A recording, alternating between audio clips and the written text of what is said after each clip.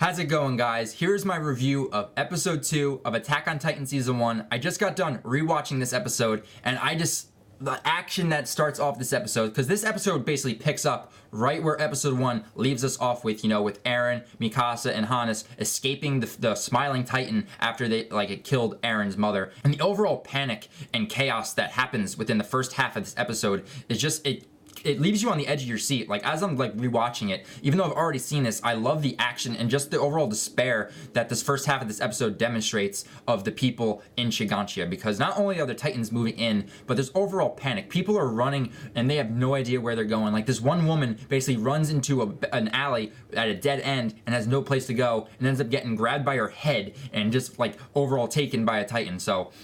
And it just overall shows the panic, and it's having people not think clearly, because all they're thinking about right now is I need to survive. But before all of that action, this episode actually starts off with a little history lesson in a way. It kind of explains to us that these Titans just randomly showed up out of nowhere, and so the only sense of security and defense that they had were these 3 walls that they built. Now, episode 1 explained to us that yes, the human population lives behind a wall, but this episode goes even deeper than that and actually explains that no, there's actually 3 walls. So you have this outer wall, which is where our characters are right now, and then there's 2 inner walls within this overall structure that kind of separates, I would say, the upper, middle, and lower class of the human population, which kind of is a dumb concept in a way. When you're put to the brink of extinction, the class system shouldn't really matter at that point. You should just be fighting back against these Titans, but that seems not to be the case within Attack on Titan. But it gives us that little history lesson, then the opening starts again. That opening just gets me hyped every time it starts, and I just love the overall music within the series. I can't say that enough about the music, and definitely rewatching this episode, the overall music fits this show perfectly.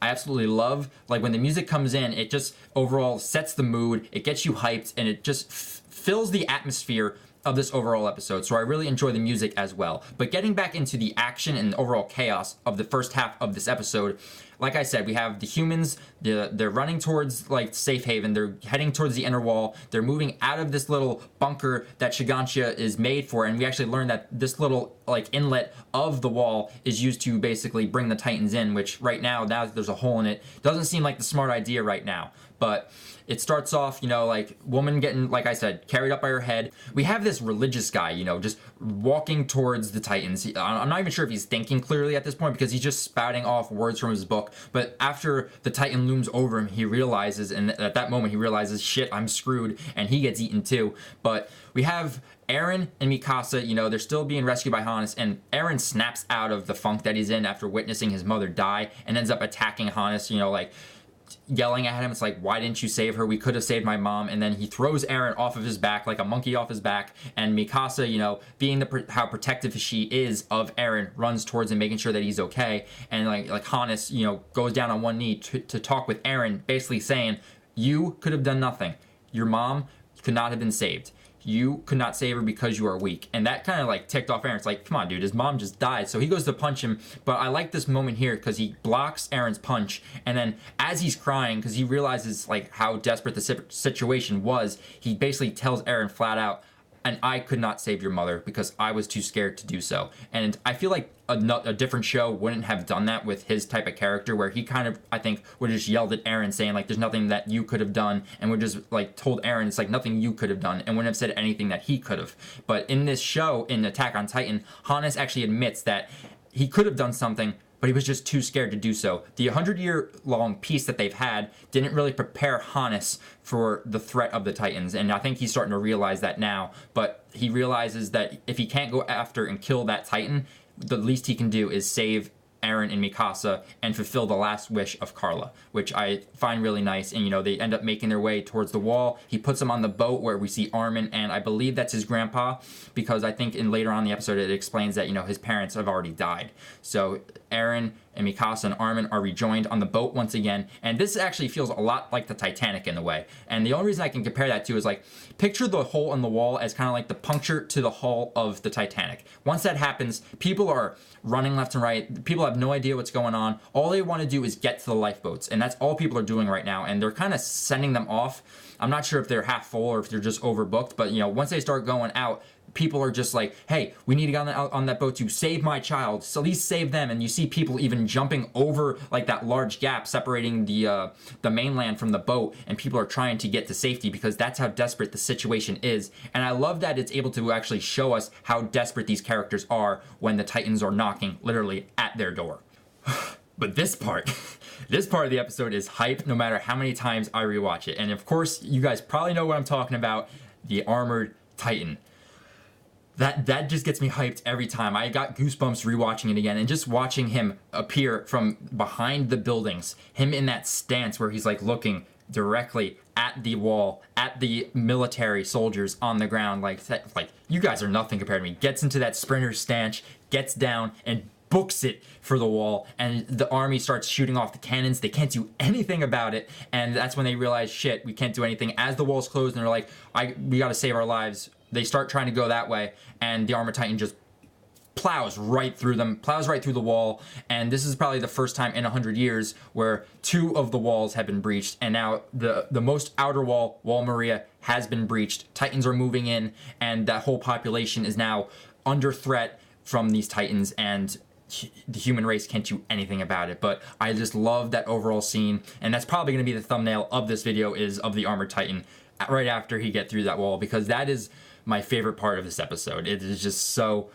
cool. But our main characters see this off in the distance from the boat, and Eren, is starting to realize, like, shit, these Titans are doing so much to us. We can't do anything about it. We're weak. All we can do is cry. But this is where Eren gets the resolve, and actually the anger that fuels him later on in the series is like he's making a declaration. This is going to be his resolve for him to eradicate all Titans off the face of the earth, and that's going to be his mission for this series. And I love that, like, the face that he makes, how serious he is, and even Armin sees it too, and it's just like, and I think Armin is starting to realize this too, is that these events that just happened to us are going to be changing us forever, and we're never going to be the same again. So that's like the first half of this overall episode, and the second half is just the aftermath, them rebuilding, them regaining their composure after the events that just transpired, and then just the path that they're going to be leading on into the future of this series. So where it starts off with is very interesting, because we see a short scene of Eren's dad booking it back from the inner walls, and he's going to, because he's gotten word that the Titans have moved in, and he's very worried for his son, Mikasa, and his wife. But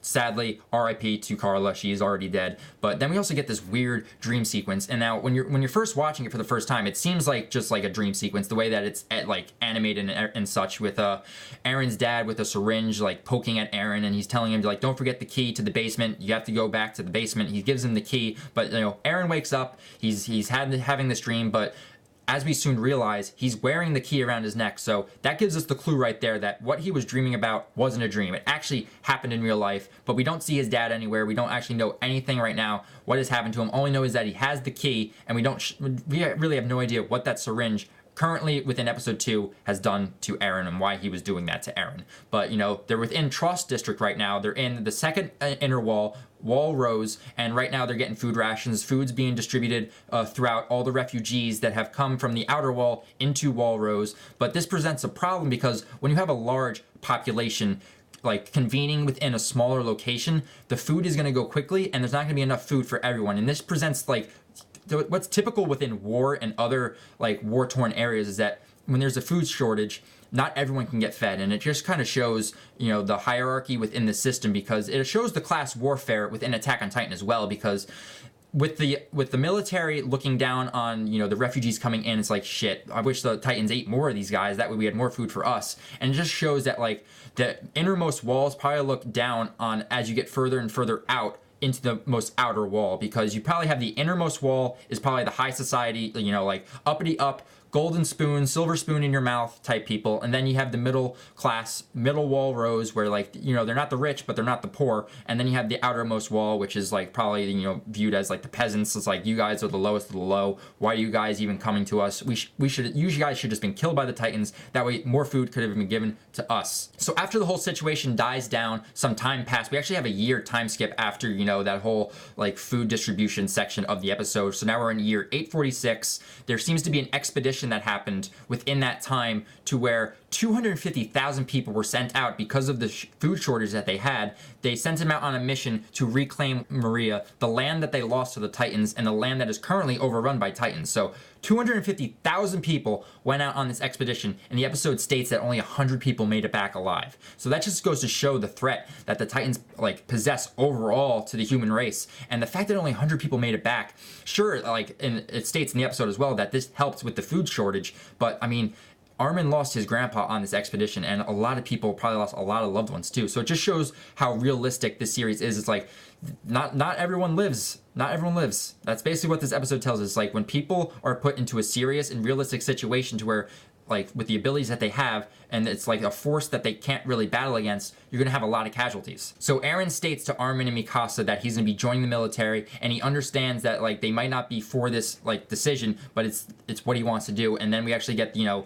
the reveal that Mikasa and Armin also want to join as well, because with the events that have transpired, it has motivated their characters right now to where they want to see the end of the Titans. They don't want to be living as, like, in fear of these creatures. They don't want to be caged any longer. So joining the military is their best bet, and plus they want to stick together as well, because right now they're a family, and because they lost all of their loved ones, they're going to want to stay as close together as possible, because if you think about it, the three together, that's all they have right now. So I like the fact that they're staying together and they're actually going with Eren to join the military. And so then we get another time skip. We're in year 847 and we're getting some boot camp sessions right now. So now I really like this section that we're about to get into, and I love the drill sergeant, you know, that's just like talking down to all of our characters that we see. Due to the time skip, our characters now a little bit older, and I love seeing their designs. Like, Armin looks the same. Sure, Eren looks a lot older, but they still have the same designs. Mikasa looks beautiful, and she still has her long hair, which is very nice. But I like these designs, and I like where the story is going. And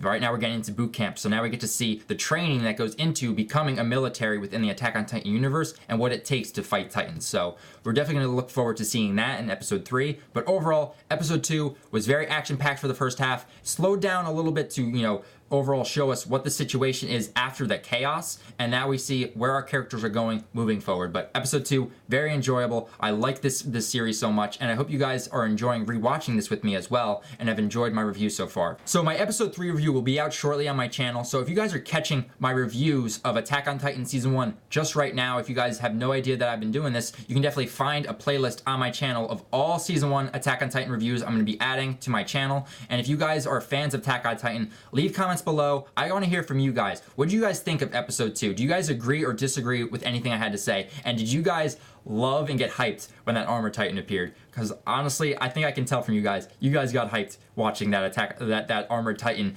plow through that wall. So I want to hear from you guys. Leave comments down below, and then subscribe to my channel to catch all of my reviews. And then once season 2 comes up, I'm going to be doing reactions reviews to when that airs, so definitely look forward to that. But overall, that's it for this review. Episode 3 will be out very, very soon, so look forward to that and catch all my past reviews in a playlist on my channel. So until I see you guys in my episode 3 review of Attack on Titan season 1, I'll talk with you guys then. Alright guys, see you later.